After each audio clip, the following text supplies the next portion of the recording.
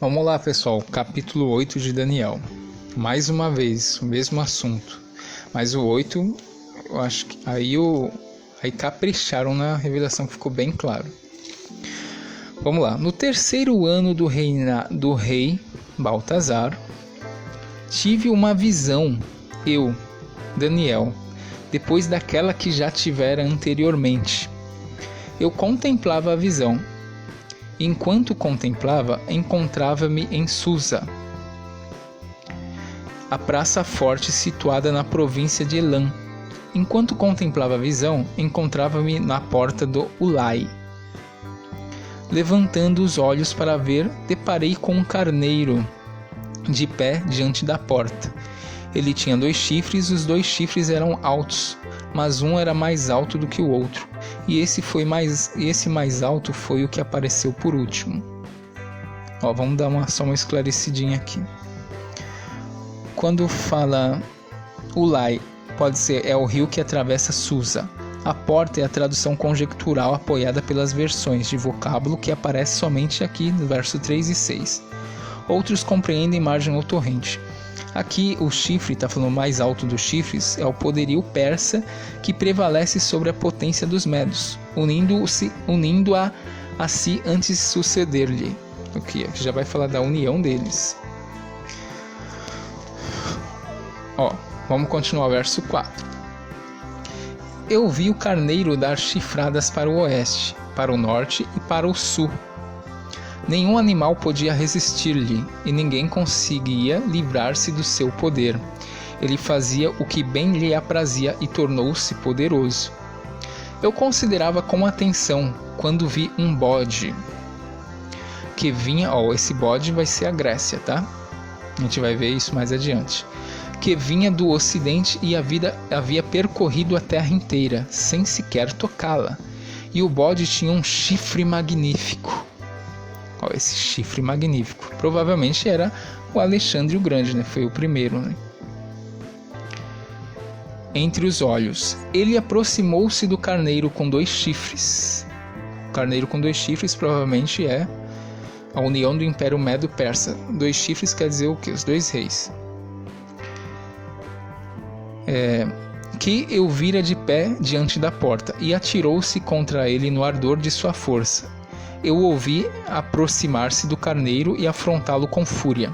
Ele feriu o carneiro e quebrou-lhe ambos os chifres. A gente não leu lá 1 Macabeus, falando de Alexandre? Sem que o carneiro tivesse a força de resistir-lhe.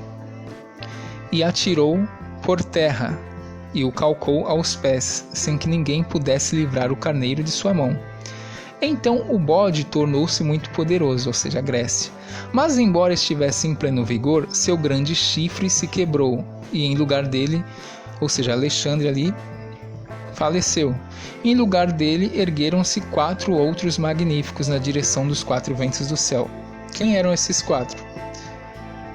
Cassandro, Ptolomeu, Lisímaco, Seleucidas.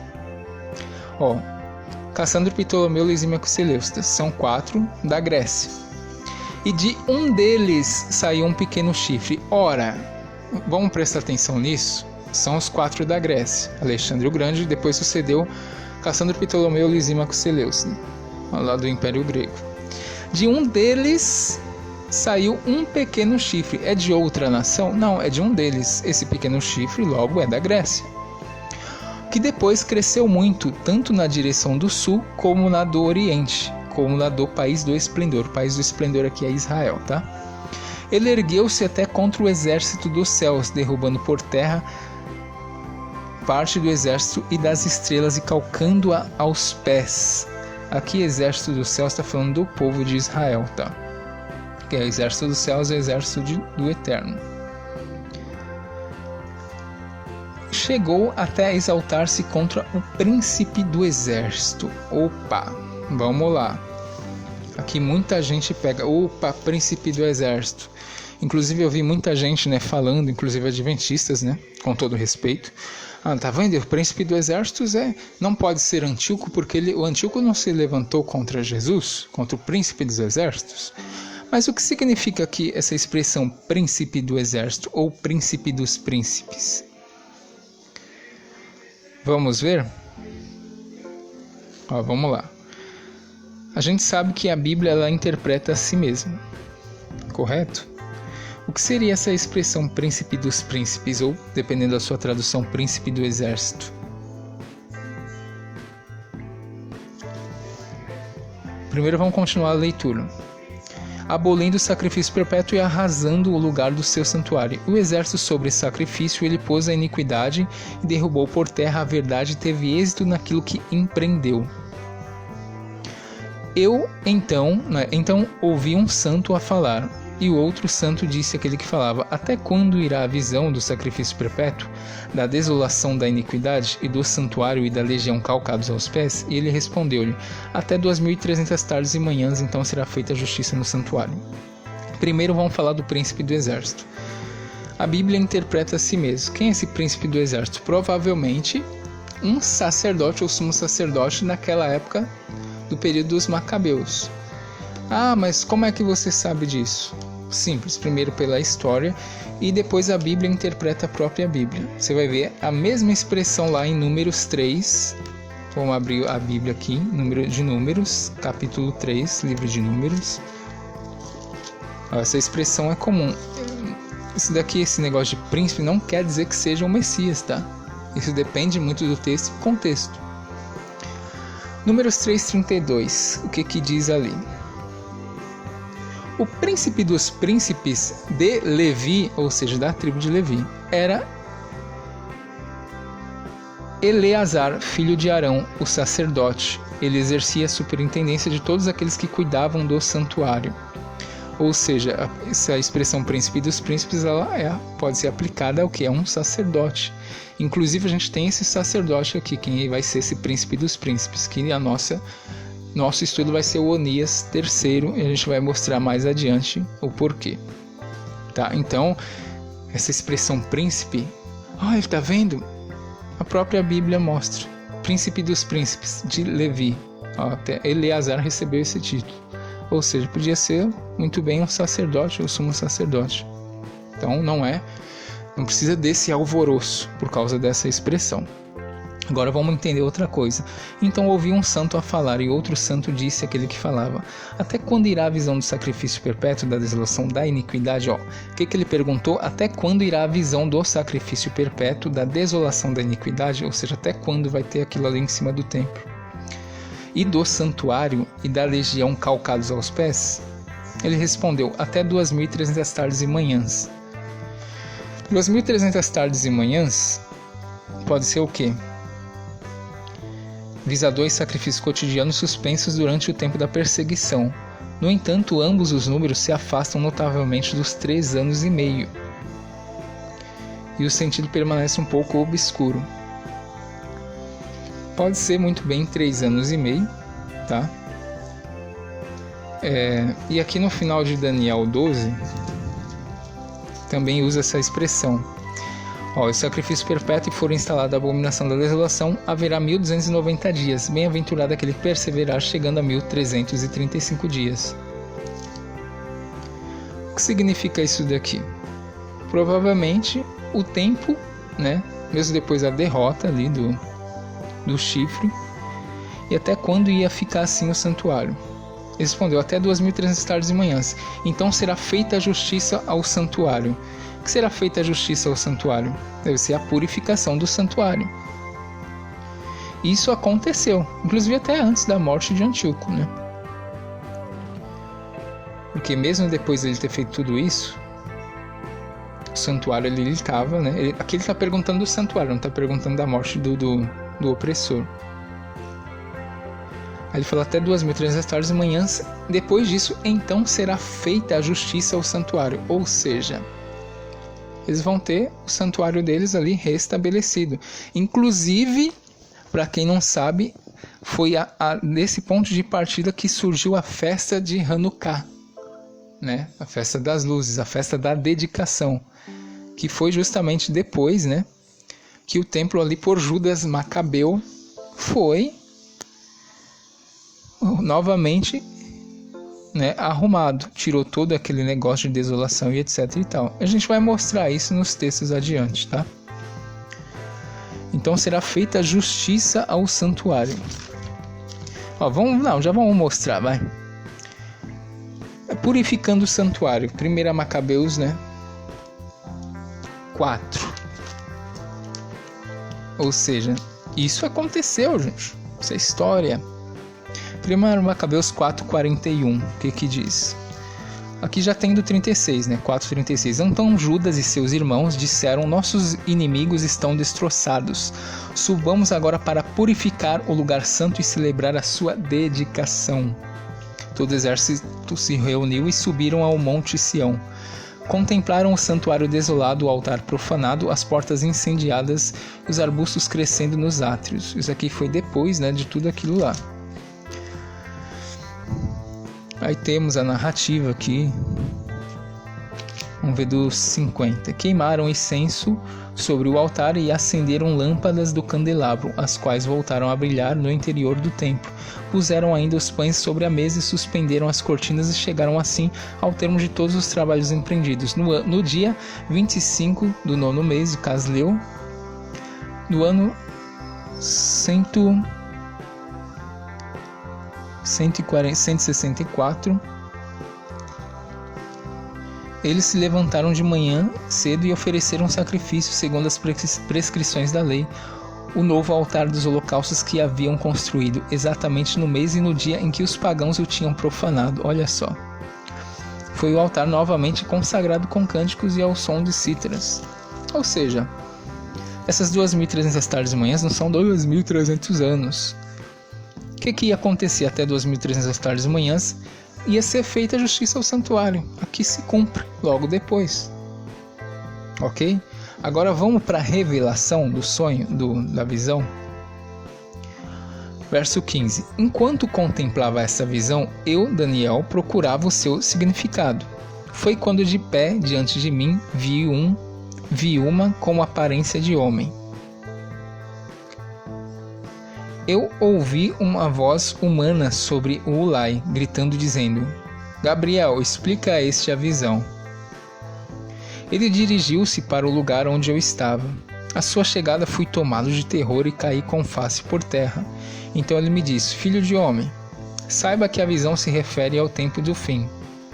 Tempo do fim do mundo, pessoal? Não, tempo do fim até essa angústia de Israel acabar. Ok? Lembre-se, o livro de Daniel foi escrito para o pessoal lá daquela época, para eles terem esperança que aquilo ia acabar. Por isso que eles não dão nome, nem, né? Falam assim um pouco obscuramente para essa carta chegar a eles. Senão não ia chegar. Se eles fossem bem claramente, isso aqui é o Antíoco, com certeza não ia chegar para eles isso. Então vamos lá. Ele dirigiu-se para o lugar onde eu estava. A sua chegada, ok. Ele falava ainda quando desmaiei com a face por terra, mas ele me tocou e me fez reerguer no lugar onde eu estava. E disse-me: dar-te-ei a conhecer o que acontecerá no término da ira. Ou seja, o término do fim é a mesma coisa que o término da ira. Ou seja, da ira é o quê? Onde eles estavam pagando aqui pelo erro deles, mas vai ter o término da ira. Então o tempo do fim é a mesma coisa que o término da ira. Ou seja, depois disso ia ter a recompensa. Então não é o fim do mundo, tá? Porque isso diz a respeito à época fixada para o fim. Fim do quê? Fim da ira. Ele vai revelar agora. O carneiro que viste com seus 2 chifres são os reis da Pérsia e da Média. Os 2 chifres. É a fusão deles ali. O bode peludo é o rei de Javã, ou rei da Grécia, dependendo da sua tradução. E o grande chifre que havia entre seus olhos é o primeiro rei. Ou seja, Javã é a Grécia. O grande chifre é o primeiro rei. O rei do quê? Da onde? Da Grécia. Quebrado este, os 4 chifres que surgiram em seu lugar são 4 reinos, que saíram de sua nação. Ou seja, esses 4 são 4 reinos que saíram de sua nação, ou seja, saíram da Grécia. Mas não terão a sua força. A gente vê lá Cassandro, Ptolomeu, Lisímaco e Seleucidas. São os Ptolomeus e os Seleucidas. Aqui a gente tem aquela sucessão lá de um monte de reis. Mas não terão a sua força. E no fim desses reinos, ou seja, desses 4 aí, Quando chegarem ao cúmulo os seus pecados, levantar-se-á um rei. Ou seja, não é Roma aqui, não é a nação, não é o Império Romano, não, é um rei. Um rei. De olhar arrogante, capaz de penetrar os enigmas, seu poder crescerá em força, mas não por sua própria força. Ele tramará coisas inauditas e prosperará em suas empresas, arruinando poderosos e o próprio povo dos santos. Por sua habilidade, a perfídia terá êxito em suas mãos. Ele se exaltará em seu coração e, surpreendendo-os, destruirá a muitos. Opor-se-á mesmo ao príncipe dos príncipes. Olha aqui de novo, príncipe dos príncipes. Quem é esse príncipe dos príncipes? O nosso estudo aqui é o Onias III, tá? Sacerdote. Ah, mas príncipe dos príncipes, a gente já mostrou em Números 3:32, que é uma expressão comum ali. E 3:32 está falando de um sacerdote. A Bíblia interpreta a própria Bíblia. Mas sem que mão humana interfira, será esmagado. Ou seja, ele ia ter o fim dele depois. A visão das tardes e das manhãs, tal como foi dita, é verídica. Mas tu guardas silêncio sobre a visão, pois ela se refere a dias longínquos. Por que dias longínquos? Quando que ele estava tendo essa visão? O reinado de Baltazar. Era o que, mais ou menos? No ano de 500 e pouco, 556. Por que dias longínquos? Porque isso daqui só foi acontecer por volta do ano 164. Então por isso que é dias longínquos, tá, pessoal? Não quer dizer que você que está lendo no século 21 é para você, não, tá? Isso aqui é dirigido ao povo de Israel quando eles estavam lá no cativeiro. Verso 27. Então eu, Daniel, desfaleci e fiquei doente por vários dias. Depois levantei-me para ocupar-me dos negócios do rei e guardava silêncio sobre a visão, ficando sem compreendê-la. Ou seja, mesmo assim ele não tinha entendido, cabeçudo. Não tinha entendido aí ainda. Ó, vamos lá. Uma coisa que talvez vão questionar aqui. Quando fala no fim desses reinos, que é o Cassandro, Ptolomeu, Lisímaco e Seleucidas. O fim desses reinos, quando chegarem ao cúmulo dos seus pecados, levantar-se-á um rei de olhar arrogante, que é o pequeno chifre. Ou seja, não é Roma, é um rei, não uma nação. Vamos voltar a Daniel 8:9. De onde saiu esse rei? Ó, Daniel 8:9 está falando a mesma coisa. Ó, Daniel 8:8. Então o bode tornou-se muito poderoso. A gente já viu que o bode é a Grécia. Mas embora estivesse em pleno vigor, seu grande chifre se quebrou, que foi o Alexandre. Em lugar dele, ergueram-se 4 outros magníficos. 4 chifres são reis. Na direção dos 4 ventos do céu, Cassandro, Ptolomeu, Lisímaco e Seleucida. E de um deles, verso 9, de um deles saiu um pequeno chifre. Depois cresceu muito, ou seja, é o mesmo que está falando aqui do verso 23 de Daniel 8. Esse pequeno chifre saiu de um deles. Eles eram da onde? Da Grécia. Ou seja, não tem nada a ver com Roma. É da mesma nação. Ó, inclusive aqui, ó, Daniel 8:22. Quebrado este, os 4 chifres que surgiram em seu lugar são 4 reinos que saíram de sua nação. Ou seja, esses 4 reinos são da Grécia. E desses 4 que é da mesma nação, que é de um deles, saiu o pequeno chifre, que é esse rei aqui de olhar arrogante, como a gente viu no livro de Macabeus, que é Antíoco IV. Encerra aqui, tá? Daniel 8, quero dizer. E como a gente viu as 2.300 tardes e manhãs, tá ligado com isso daqui. Ó, verso 26. A visão das tardes e das manhãs, tal como foi dita, é verídica, mas tu guardas silêncio sobre a visão, pois ela se refere a dias longínquos. E lembrando aqui, Daniel 8:14, ele falou aqui, dá até 2.300 tardes e manhãs. O que aconteceu depois disso? Então será feita justiça ao santuário. As 2.300 tardes e manhãs, ali era o fim de Antíoco, e depois disso ia ser feita a justiça ao santuário. Depois de Antíoco, foi feita a justiça ao santuário, historicamente? Foi com Judas Macabeu. Então aqui é o capítulo 8, e a gente vai para o 9 agora, que é o polêmico.